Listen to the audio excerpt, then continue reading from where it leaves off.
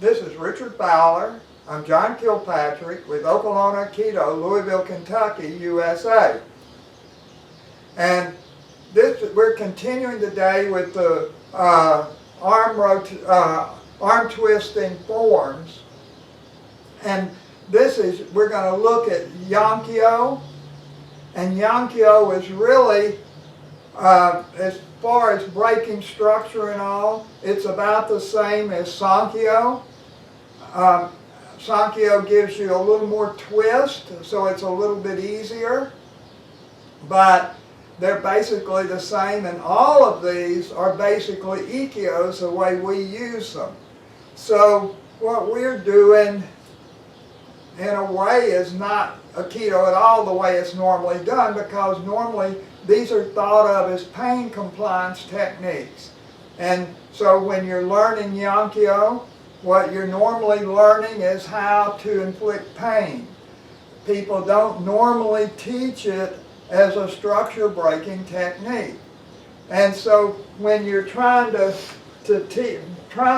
make pain, let's turn around this way. When you're trying to make pain, what you're doing is grabbing so that this bone pushes into between the two bones of his wrist.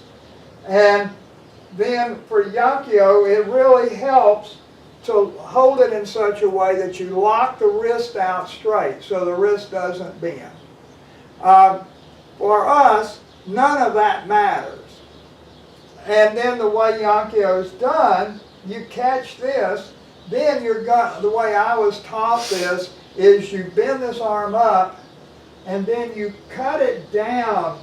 And they describe this, let's do it from this angle, where you're taking this and you're cutting down here. That's hard to do. It's hard to get that to work. And the reason it works fairly easily once you've done this for enough years that your body's figured it out is because you get a lot of pain. But all of that is you forcing the guy down, and your partner goes down because of the pain. And I know my teacher could really get pain. When he would do that, you'd feel electric shock go up to your neck because he was shortening out the nerves.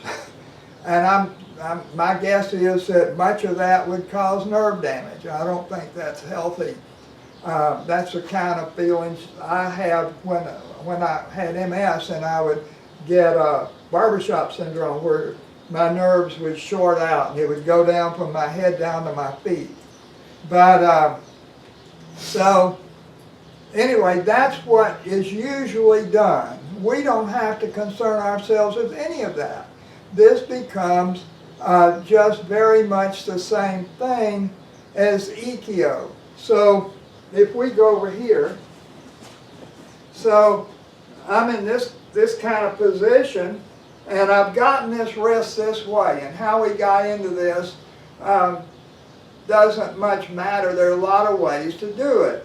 When I do the throw, I'm going to be stepping out in front so that I'm going off the line of attack by about 90 degrees. I'm going to pull this and rotate it and drop to the ground. And so it's going to be the same thing as Aikido. I'm not, the main difference in this and Aikido is that when I do Aikido, I'm back here beside him, and I get in his way. I step here, and then I can step in front of, I can get in the way of his feet, and it makes it hard for him to move. So I can take him further before I drop down. With this one, I'm back here.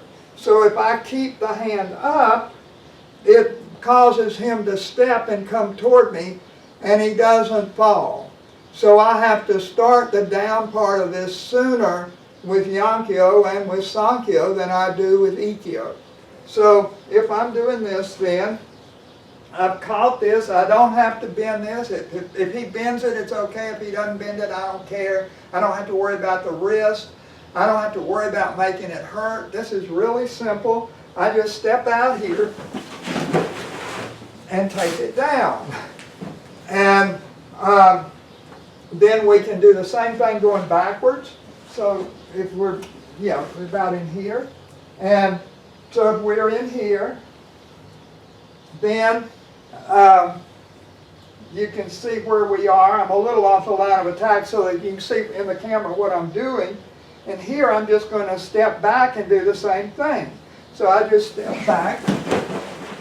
And that's Yonkyo.